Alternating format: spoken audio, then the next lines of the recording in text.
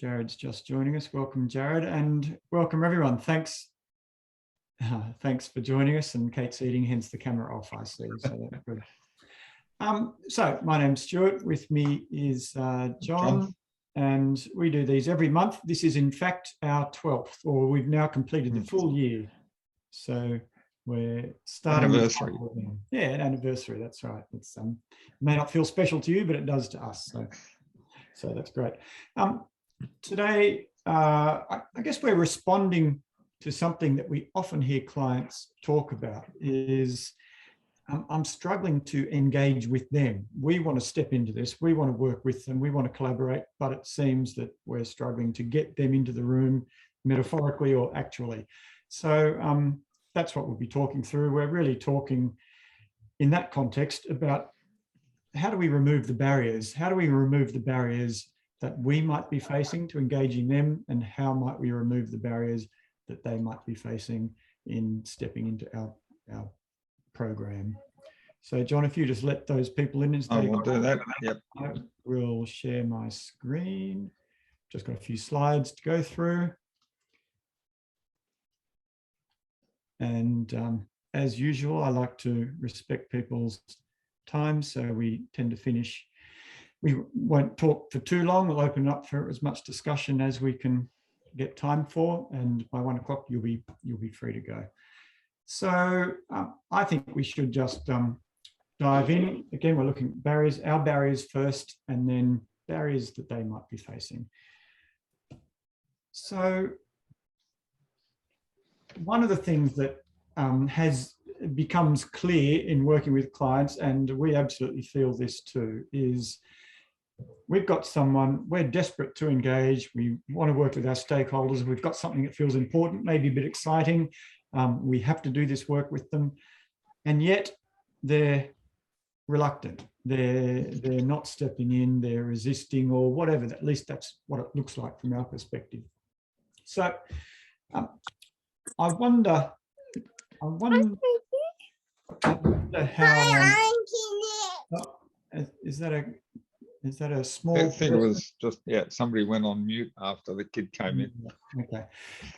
So my question to you is, when someone is not stepping in, looking reluctant, feeling resistant, how do we react? And think about this not in terms of how would we like to be acting, what would we like to do in that moment, but what might be a natural human reaction in that context. We've got someone who's feeling resistant.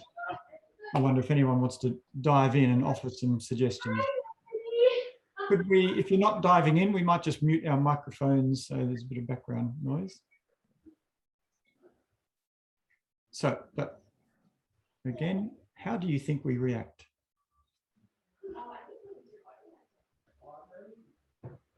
Any thoughts? I get disappointed. Disappointed, Joe. Because, you know, they're not seeing the world the way I see it, obviously. Yeah. And what do you do when you're disappointed, Geraldine? I think the first thing is that I notice the feeling and I go, wow, this is quite a strong feeling. Let's pause here and let's think about, you know, what happens next. And I try and be really conscious not to take the next step until my mind opens up and I become curious. It's good to notice. Sometimes, I guess, sometimes we don't notice and we react, and that can sometimes not be helpful. Well done, though, pausing. And I have to say, though, that this has been a learned behavior with lots of work with Stuart. Very good. Well, it's nice to hear that it's working. That's terrific. Anyone else? How else do we react? What's our human response when we're meeting what seems to be resistance or resistant people?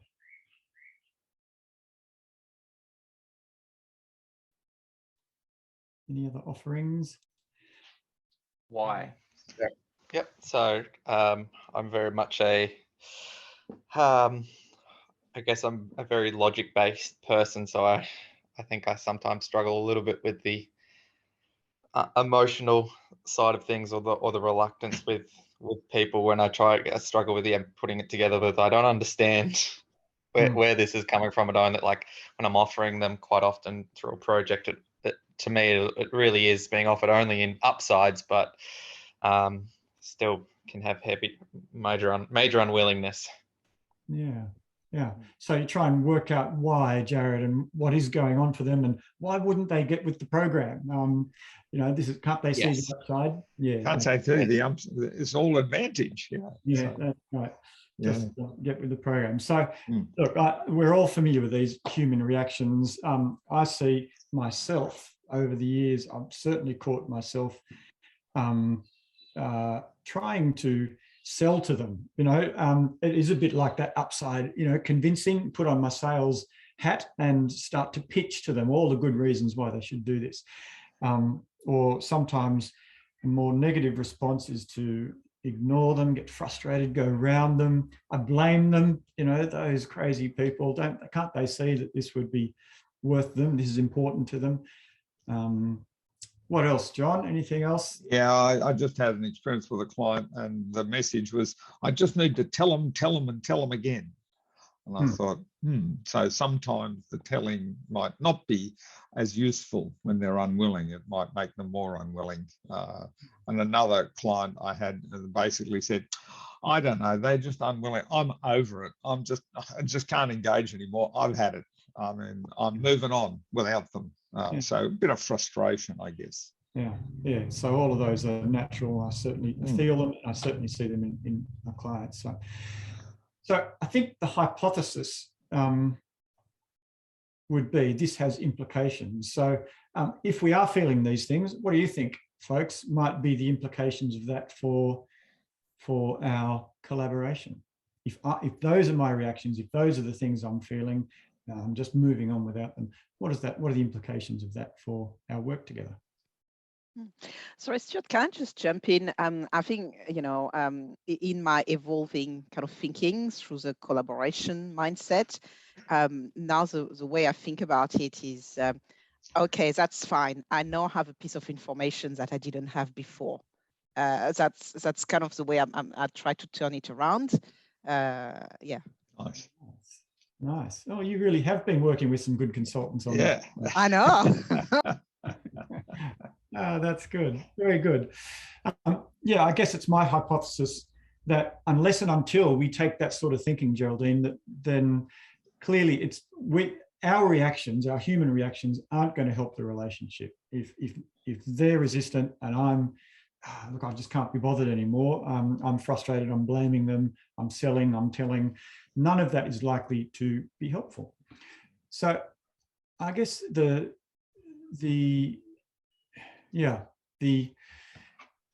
that's sort of the behaviours, what can we do about that? And we've already heard from Geraldine some of the things we might try. Stop telling. Try and share some power in whatever way that's possible. How would you like to do this next session? What sort of conversation feels right to you? These are my questions to my reluctant stakeholder. When, where, how? What's the most important thing for you to talk about? Listening more loudly than we speak. So any and all of these are useful and important. I wonder if I think, Jared, just picking up on your point is why. Oftentimes just asking why, just the 7 whys, finding out a little more, being open to that, listening about what might be going on, rather than our telling about what should be going on because it's so good for you. So stepping back. I think, Geraldine, you also mentioned a pause. I mean, quite valuable, that just stopping and thinking a little. What is it I'm doing? And sometimes just the pause is all you need. That helps you change and reframe how you're approaching it. So I wouldn't underestimate the value of just stopping, reflecting for a moment on what might be happening for me and them, and then moving on in a respectful way about what might be going on and how might I be reacting. The more aware we are, often gives us new choices. Yeah, and I think some of those choices, I'm looking at 8 and 9 on my screen here, trusting them and being vulnerable, and that might be going and asking them, or at least saying, I'm not sure how best now to move forward. I'm feeling a bit stuck without your participation. So again, as John said, more choices. Perhaps I've got some choices to try. Paula. Stuart and sorry, Paula, go. Sorry. Hi, how are you? First time in this forum. Really appreciate the invitation. I work in Australia. I resonate a lot what you were saying just now, Stuart and John, about the trust them and be vulnerable. I normally ask, can you help me to understand? Because our worldviews differ, and I try to pause and reflect, because we don't know what is behind the agendas. We can have an idea, but we don't know really what normally happens. For that, I normally try to ask that. Yeah, absolutely. Well, that's great, Paolo. Thank you. Yes, that's really important. I think the key for me in trusting is, if I trust them, they are more likely to trust me. And I always have the power and the choice to exhibit trust, regardless of how hard and scary that looks like. That is one of the things I can do. I can walk the talk of trust, and maybe that will change the dynamic of it. It's hard, that environment, isn't it, Stuart, when the feeling is that they're going to take advantage of me. I often hear that response, but if I do, yeah, they will take advantage. And sometimes it's just stepping into that space and seeing what happens, because sometimes they might. My experience is most often they don't. So sometimes you're not as disappointed as you thought. Again, it gives you some choice, and do it in ways that are safe to learn. Not won't kill the project if it doesn't go your way. Yeah. So I want to move on, but just Geraldine, I see your hands up. So last comment. If that's right. No, sorry, I'm just wondering about on your list. I'm not sure I'm seeing the strategy that goes wait until the time is right, or is it in there? Sometimes I think people are so opposed to what you're trying to do that, the only option is to really step back, and not step back for 5 minutes or 3 days, step back for several months, maybe even a year, maybe more.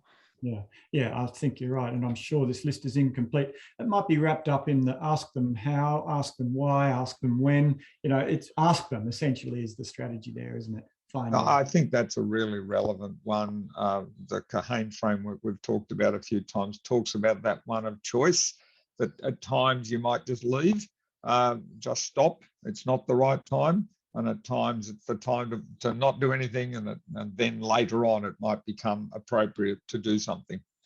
I think it's a really good point. So ultimately, I think the bottom line here is that we always have some capacity to choose a different way, a different approach. So sometimes I see clients being a little bit paralyzed. I don't know what to do. They're stopping our project. But the choice, we always have some power. And part of it is flipping the switch in our own heads. And I just want to reference, not talk through, but reference quickly one way to help me flip the switch internally is to take an appreciative approach. And this is an example, a piece of one of the tools we use often. And it just it asks me some appreciative questions about them. And this is useful, particularly if I'm in that blame frame, that troublesome lot that won't engage, that difficult customer, all those sort of things that we label people with. And the question here on the tool, question 2, if these stakeholders were at their best, what would they contribute? And it helps me think about stop the blame and just internally flip that switch to maybe they can be fabulous contributors, and what would that look like, and how might we make that happen? I mean, there's a myriad ways to do this, but we find that this appreciative stakeholder analysis is one way to help me start to change my relationship, I guess, and work on what I'm thinking, rather than thinking that it's all about them and they need to change. In other words, they need to step up and they need to do something. And while the answers are useful, it's often just the fact that it flips the switch, as Stuart says. It just forces you to actually look at it through a different lens. And sometimes just that is sufficient to actually change the way you behave and get different responses. So it's quite powerful, particularly that appreciative. How often we don't go to the appreciative space. It's all about problem solving what's wrong, rather than accepting they're right, it's right, and let me look at them differently. So it's a powerful way of thinking, just that what's the best rather than what's the worst. Yeah, but it takes a bit of discipline to do, doesn't it? It does. And again, it doesn't solve the problem. It doesn't magically work and make people collaborate. There is really nothing that magically works like that, but it is, this is part of controlling what I can control, which is what's going on between my ears. That's, as a collaborator, that's probably the most important 15 centimeters in the relationship. So removing our barriers is important, but of course, it's also important to think about what might be the barriers for them, what's going on for them.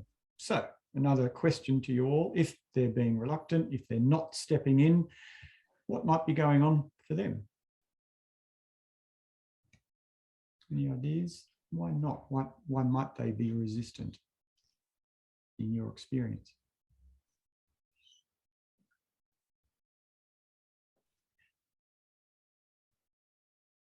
I think let's just flip to this next slide then, and you have probably seen all of these.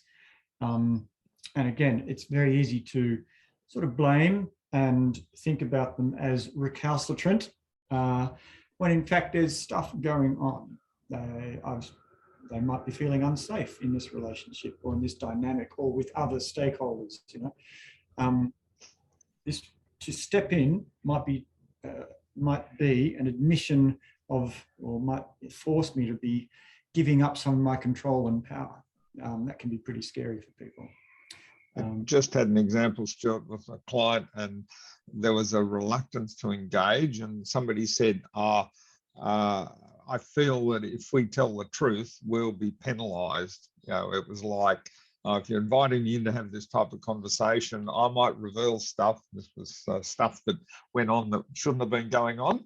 It was actually a key part of the culture that needed to be addressed to solve the problem, but that what was going on for them was a fear that if I said stuff about that, you might penalise me because it's illegal anyway, and we shouldn't have been doing it, even though you know we've been doing it for years, but nobody talks about it, so I couldn't talk about it. So why would I want to engage and reveal that stuff and hurt myself? So yeah, lots of stuff going on, and nothing to do with really their, just they weren't bad people, they just didn't feel safe.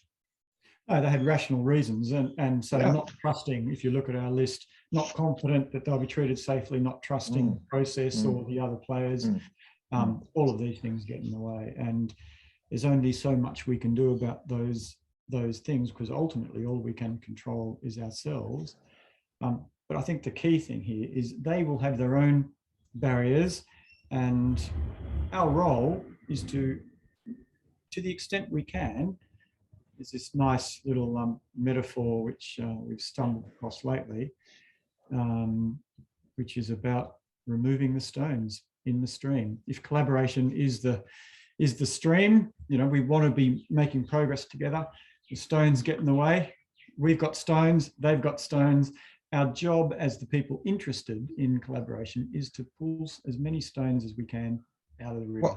What's your story, Stuart, about the pandemic lessons with Wendy, about removing some of the stones? Yes, well, some of you will have heard this before, I suspect, but my neighbour Wendy, 87, and resistant to getting vaccinated, and my wife Karen and I kept unwilling. Tearing our hair out. What's going on with Wendy? She's crazy. And every time I saw her out on the footpath, I'd give her a big firm lecture about all the reasons she needs to get vaccinated. Wendy, you know, it's going to get you.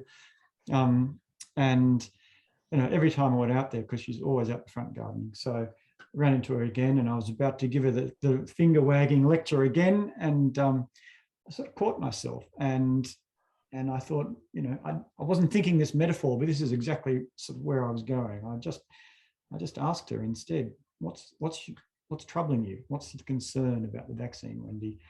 And you know, it turns out that she's on a whole bunch of pills. she's really worried about getting something else in her arm that might, have some sort of interaction with all the drugs she's on, and she might fall down dead in the corridor. So the stones for Wendy were fear, were concern, were uncertainty about the medical implications. I was seeing the stones for me was that I knew the answer and I just had to tell. So we both had to have a conversation, throw the stones out of the river, and we actually got to, we got her vaccinated, we got her down to the doctors, and all is well. So, but we both had our own barriers, and they made sense internally, but it's only when we started to put them on the table, I guess, that we could make progress. And I think that brings us, just looking at the time, to,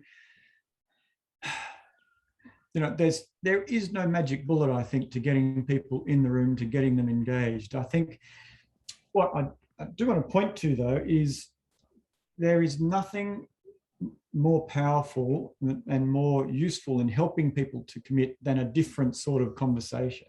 I think this has certainly been our experience over the years, that if we can get them into a place where they can have a different experience and a slightly more thoughtful, respectful, learningful conversation, then that generates more. Success breeds success.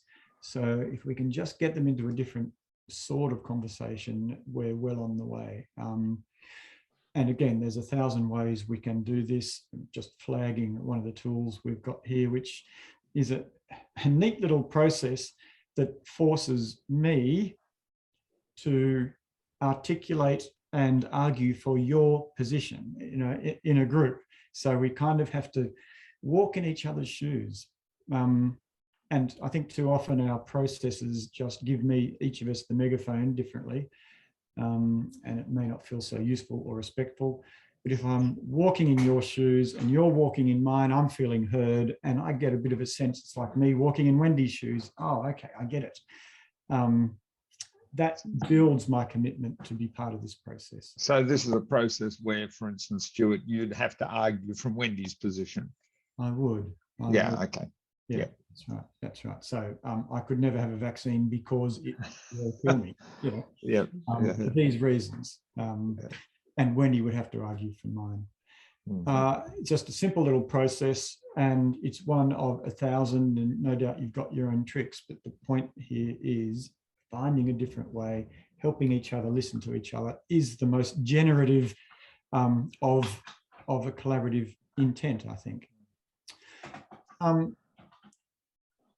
So, look, I don't think we have too much more to say, but just to sum up there, it's what's going on in here that's the key thing.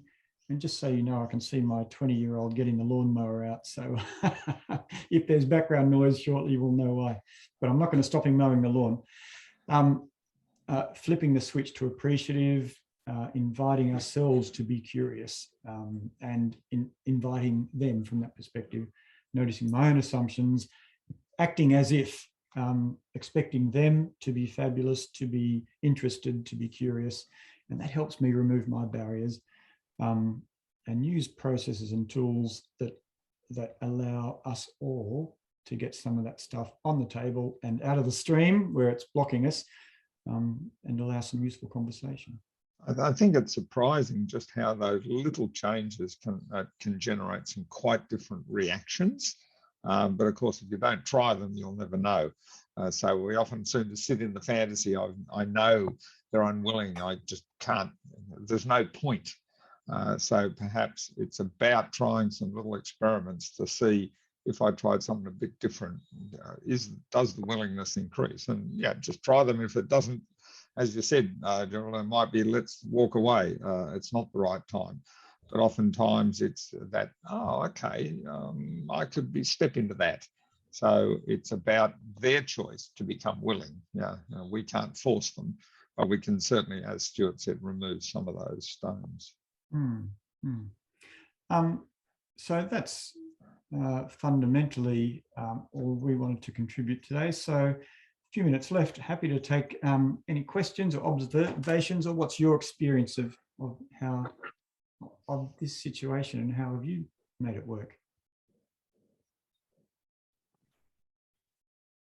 I think personally, in terms of working in the community sector and the NDIS space, we're working with a demographic that are just starting to really move into the space of choice and control over their own lives to a larger extent than what they've had in the past. And part of that has also been switching staff's mindset in the sector.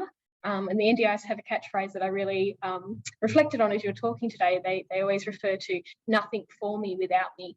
And I think that's really, when you were talking, what I was reflecting on is that you've got to bring people along with you on the journey. And a lot of the time that actually requires us to reflect on what's happened for this person in their lifetime for them to have that lens that's different to the lens that I've got. Yeah, absolutely. Because if you felt not empowered though your whole life, and then all of a sudden they say, well, step in, it's like, well, you know, no life experience of it, so you know, it's almost like put yourself in their shoes and what would they need, how can I help them, how can I remove those stones that can help them step in. Nice. And one of those stones in that context would be the assumption that this will be just like every other time, and we will be done to, not done with. So that would be a really important assumption to address, I would imagine. Yeah. Thanks. Any other thoughts, observations, experience? Comments?